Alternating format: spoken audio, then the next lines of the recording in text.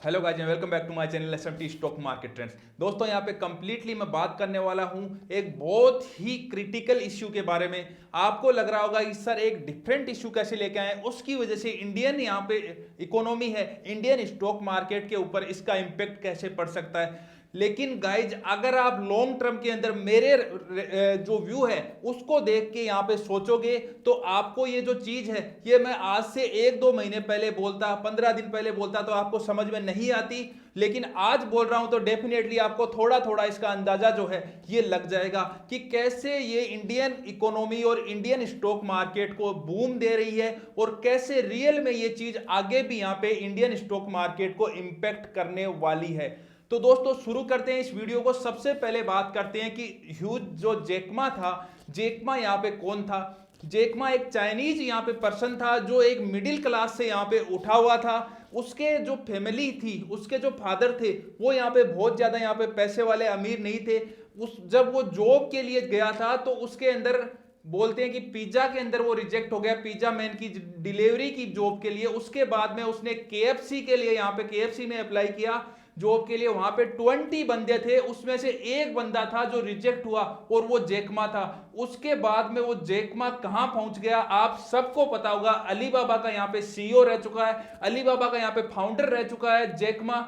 उन्होंने पिछले कुछ दिन पहले यहाँ पे एक चाइनीज गवर्नमेंट, चाइनीज बैंक्स के यहाँ पे खिलाफ थोड़ा सा एक बयान, छोटा सा बयान यहाँ पे दे दिया था। उसकी बाद में यहाँ पे जैकमा है वो यहाँ पे देखे नहीं गए हैं। ट्विटर के अंदर उनको कोई भी ट्वीट नहीं आया है, कहीं भी सोशल मीडिया पे ऊपर उनकी जो एक भी पोस्ट है वो यहाँ पे देखने को नहीं मिली है।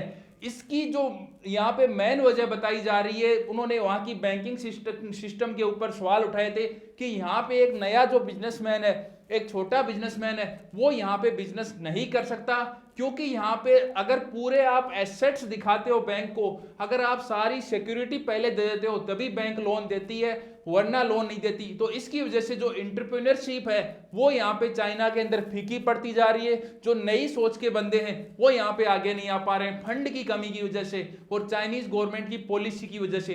बस इतनी चीज बोलने की वजह से, सोचो दोस्तों, एक छोटी सी चीज की वजह से यहाँ पे जो बंदा है वो यहाँ पे गुम हो जाता है। उसके बाद में वो आज तक यहाँ पे फाइंड आउट नहीं हो पाया। दूसरी चीज, उनके एंट ग्रुप का यहाँ पे आईपीओ आने वाला था, उसके थोड़े ही दिन, 7-8 दिन के बाद में चाइनीज गवर्नमेंट ने 7 दिन पहले ही यहाँ पे जो आईपीओ के लिए, लिस्टिंग के लिए जो पॉलिसीज हैं उनके अंदर यहाँ पे एडिट कर दिया। और जो सबसे बड़ा, दुनिया का सबसे बड़ा आईपीओ आने वाला था उसको यहाँ पे मार्केट के अंदर उतरने ही नहीं दिया गया। और अब जो बात चल रही है, अब यहाँ पे न्यूज निकल के आ रही है कि चाइनीज गवर्नमेंट जो है अलीबाबा ग्रुप को यहाँ पे अडॉप्ट कर सकती है, उसको यहाँ पे जो है गवर्नमेंट के अंदर मिला सकती है। तो इससे क्या इंपैक्ट पड़ रहा है आप और मैं सोच के देखिए। अगर आप यहाँ पे अमेरिकन यहाँ पे नागरिक होते, आपके पास बहुत सारा फंड है, आप इन्वेस्टर हो, तो आप अगर चाइना का आपको ऑप्शन मिले, इंडिया का ऑप्शन मिले, आप कहाँ इन्वेस्ट करोगे? डेफिनेटली आप सबका आंसर होगा इंडिया के अंदर इन्वेस्ट करूंगा। क्यों करूंगा? क्योंकि इंडिया के अंदर सबसे मेन चीज डेमोक्रेसी है, डेवलपिंग कंट्री है, यहाँ पे जो ग्रोथ है वो यहाँ पे ज्यादा दिख रही है यहाँ पे इन्वेस्टर्स को चाइना के मुकाबले, क्योंकि चाइना उस स्टेज में पहुंच चुका है जो इंडिया से बहुत ऊपर है, बहुत ज्यादा डेवलप्ड है। तीसरी चीज यहाँ पे वहां की गवर्नमेंट की जो पॉलिसीज है, जो यहाँ पे ऐसी चीजें कर देती है कंपनीज के साथ, कुछ समझती नहीं है कंपनीज को, उसकी वजह से भी जो इन्वेस्टर्स है उनको यहाँ पे डर लगता है। इसलिए लगातार आप देख सकते हो पिछले 2 मंथ का आप डेटा उठा के देख लिया, डेली यहाँ पे जो एफआईआई है उनका पैसा दे दबा आ रहा है यहाँ पे। मेन रीजन तो यहाँ पे गाइज ये है, जो अब जो सिक्योरिटी है चाइना के, एक बहुत बड़ा सवाल हो गया पूरी दुनिया के अंदर।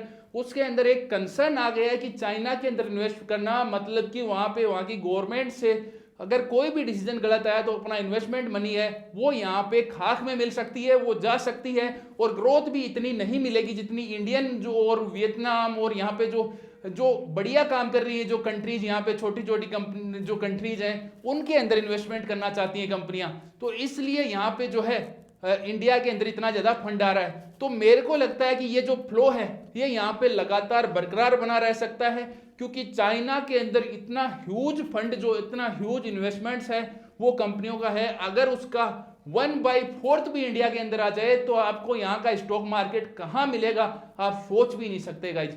और दूसरी चीज यहाँ पे आपको ये बात बताऊं, जितना भी पैसा आ रहा है आज के टाइम पे जितना भी पैसा आ रहा है सारा का सारा यहाँ पे स्टॉक मार्केट के थ्रू इंडियन इकोनॉमी में आ रहा है। स्टॉक मार्केट किसी कंपनी में लगाया जाता है, कंपनी के पास पैसा आएगा तो वो डेफिनेटली यहाँ पे ग्राउंड में काम करेगी, तो पैसा कंपनी यहाँ पे जो है स्टॉक मार्केट के थ्रू आ रहा है। अभी आपको बता दूं 2004 के बाद में यूपीए फर्स्ट की जो गवर्नमेंट बनी थी, कांग्रेस की गवर्नमेंट फर्स्ट बनी थी, उसमें भी पैसा आया था, ऐसी बात नहीं है उसमें पैसा नहीं आया था, लेकिन सारा का सारा पैसा यहाँ पे जो है वो जमीन के थ्रू यहाँ पे आया था। आपको याद होगा प्रॉपर्टी की जो भाव बढ़ने शुरू हुए थे 2004 से, लगातार यूपीए 2 के अंदर भी वो बढ़ते गए बढ़ते गए बढ़ते गए।